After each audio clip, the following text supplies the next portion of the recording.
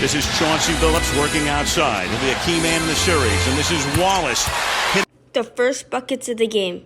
It was a close one at that. Let's see who's going to win. Comes up with the ball. Now the Lakers should move it back outside because they can run the clock just about all the way down. But Bryant will take it there anyway. Before I get to the end of this game, I want to talk about a couple things. The Lakers, one of the most successful teams in NBA history, were up against the Pistons, a team built on brotherhood, a team built on defense and teamwork. The Pistons had a lot of problems. They didn't have one guy that was a true bucket, meaning a top 10 scorer in the NBA. Their best player was Ben Wallace, who made all NBA second team and was all defensive first team. He was a guy that was mainly on defense. He was their center, and he could score, but not like the other team. Meanwhile, the Lakers had 4 Hall of Fame players, Kobe and Shaq being the best scorers in the NBA. Gary Payton, a defensive legend, and Karl Malone being in the finals 3 years in a row. 3 years before. Karl Malone was Michael Jordan's rival, the best player of all time. The Lakers had everything, so everyone thought. But Karl Malone got injured badly. He was not the same after that. So one of their stars is gone. Then everyone realized that Gary Payton was getting old and that his athleticism was going with his age. In other words, he was not the star he once was. Kobe and Shaq were still there, the 2 young stars. They were unstoppable. They won 3 championships together. But behind the scenes, Shaq and Kobe hated each other, with Kobe being hard on discipline, while Shaq was chilling, eating, and getting less fit by the day. Shaq got noticeably bigger by their first championship together.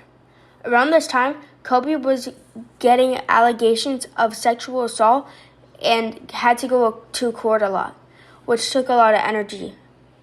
So the so-called super team was more like a team built on single stars.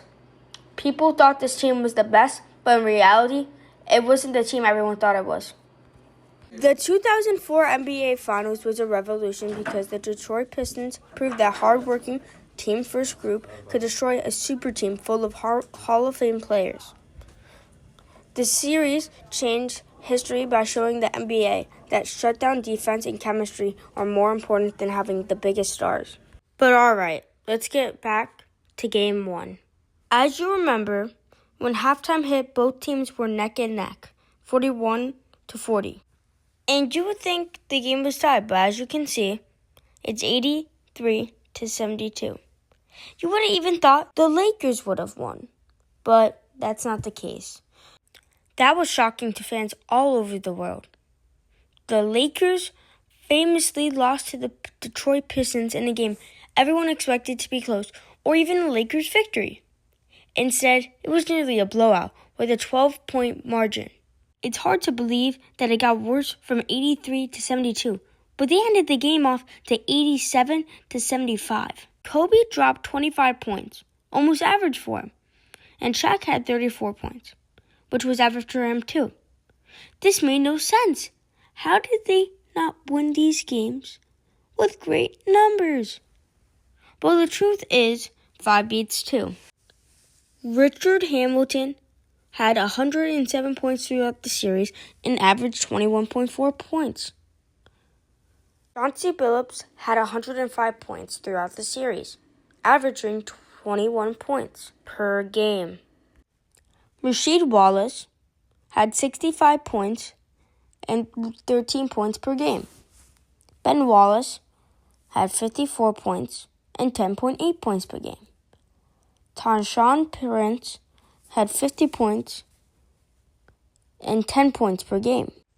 This is not even mentioning the defensive side, which was amazing. Yes, Kobe had 25 points, but had 37% from the field, and in other games, worse.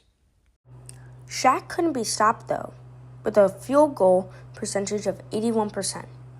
They didn't have a true answer to how to guard Shaq. After all, people called him the Diesel.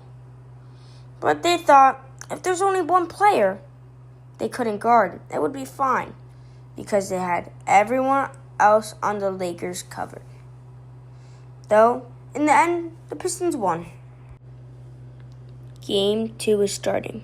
The Pistons have the ball. On the court, Game 2. Lakers versus Pistons, Game 2. The Pistons aren't doing as well as their last game, especially in the last half of Game 1. The Lakers are winning 55-46 by halftime, but the Pistons won from a deficit last time. This is looking to be a close game. Then the end of the game hits, and the Lakers won by 8 points, 99-91. This is looking like a comeback. Game 1 might have been a fluke. Let's see what happens in the next game. The clock ticks down. And the Detroit Pistons, who won the Lakers lost every single game by more than 7 points. NBA championship in the third game, the score was 88-68. The fourth game was 88-80. And the fifth game was 100-87, making Detroit the 2004 NBA champions. One of the biggest turn-ups ever. Their defense was amazing.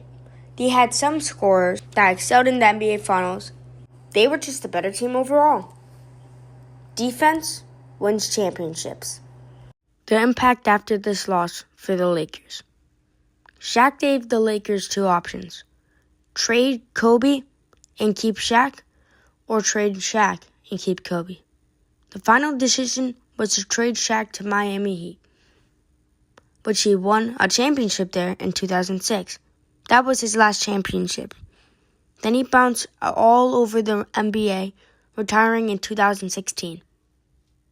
Kobe stayed with the team for the rest of his career. This was just hard for a good while, with Kobe losing year after year after year with no help except Lamar Odom, but mainly him. He even won an MVP. He was at the top of his career easily. He could have requested a trade and won more championships, but Kobe was loyal. The Lakers tried to get other stars, but the NBA didn't want another super team like the early 2000s Lakers. Then Pau Gasol joined the team, not as a superstar, but just what the team needed. They went on to go to the finals the next year against Boston. They lost. The next year they went up against the Magic and won the championship. They also beat the Celtics too. Kobe had 5 rings, beating Shaq by 1. The next couple of years, Dwight Howard and Steve Nash joined, forming another super team that was old and injury-prone. Kobe even tore his Achilles at the end of his career. He is known as one of the best players to ever play the game. The impact after the Pistons won the 2004 Finals over the Lakers was insane. The Pistons shot up to the top of everyone's radar for championship contender teams. They made it to the finals the year after they won the championship, but lost in a gut-wrenching Game 7 to the San Antonio Spurs. After this, they made it to 3 Eastern Conference Finals in a row, every year coming short of the finals. The Detroit Pistons then made one of the dumbest decisions ever, trading Chauncey Billups for Allen Iverson. Allen Iverson was the MVP when he went to the finals. But that was back then. Now he was just some washed-up star that had no respect and thought he was the best. While Chauncey Billups was their finals MVP, their leader. The team dismantled after that, having a playoff drought and no team chemistry. The Pistons were a top 10 worst team in the league for years, and even in 2023, the trade still affected the team. Them being so bad, fans came with paper bags on their heads, showing the shame they had for their team. The Pistons might have won in the short term, having a great couple of years after the win, but the Lakers did better after a couple of years of losing. The Lakers won 2 more championships after that, not even including LeBron and Anthony Davis winning during COVID. The Lakers beat a super team, Boston, in their last championship. The Pistons had a peak, and you could barely give them that. And the Lakers had longevity. The question is, would you rather have a team at the highest peak or a team of amazing longevity?